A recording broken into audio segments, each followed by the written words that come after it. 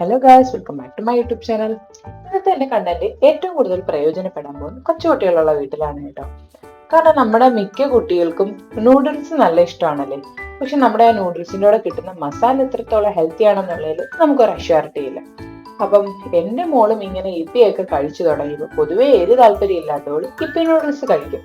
അങ്ങനെയാണ് കേട്ടോ ഞാൻ ഇത് തനിയെ ഉണ്ടാക്കിയാലോ, നമുക്ക് വീട്ടിൽ തന്നെ ക്രിയേറ്റ് ചെയ്താലോ എന്നുള്ളൊരു മെന്റാലിറ്റിയിലേക്ക് വന്നത്.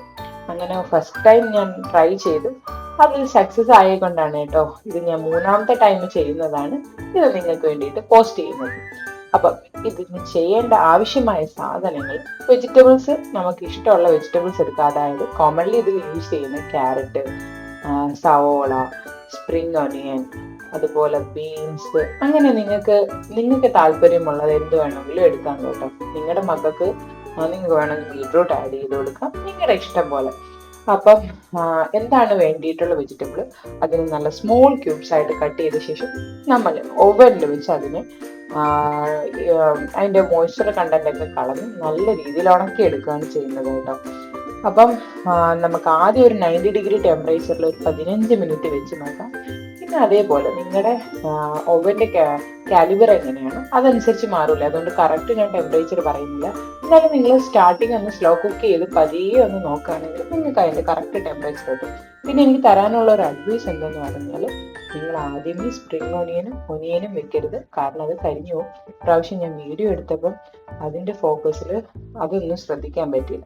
പിന്നെ ഇതിൽ ആഡ് ചെയ്യേണ്ട പൗഡേഴ്സ് എന്തെന്നാൽ മഞ്ഞൾപ്പൊടി, മുളക് പൊടി, പെരുംജീരകം പൊടി, പിന്നെ നിങ്ങൾക്ക് ഗരം മസാല ആഡ് ചെയ്യണമെങ്കിൽ ഗരം മസാല ആഡ് ചെയ്യും. ഗരം മസാലയെ പക്ഷെ ഒരുപാട് ആഡ് ചെയ്യില്ല കേട്ടോ.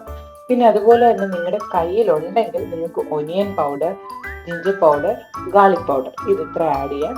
ഓൾസോ മറ്റേ മാഗിയുടെ ക്യൂബ് കിട്ടുമല്ലോ, ചിക്കൻ സ്റ്റോക്കിൻ്റെ ക്യൂബ്, അത് നിങ്ങൾക്ക് ആഡ് ചെയ്യാം കേട്ടോ. ഇത് ഇത്ര ഓപ്ഷണൽ ആണ്, പക്ഷെ ഇത് ഇത്രയും സാധനം ഇടുവാണെങ്കിൽ നിങ്ങൾക്ക് കറക്റ്റ് ടേസ്റ്റ് കിട്ടും കേട്ടോ അതിൻ്റെത്.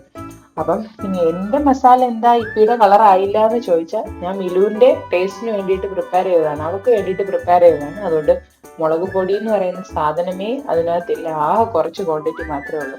അപ്പം ഞാൻ പ്രിപ്പയർ ചെയ്യുന്നത് നോക്കി നിൽക്കുന്നുണ്ടോ, കാരണം ഒന്നും കഴിക്കാത്തവളാണ്.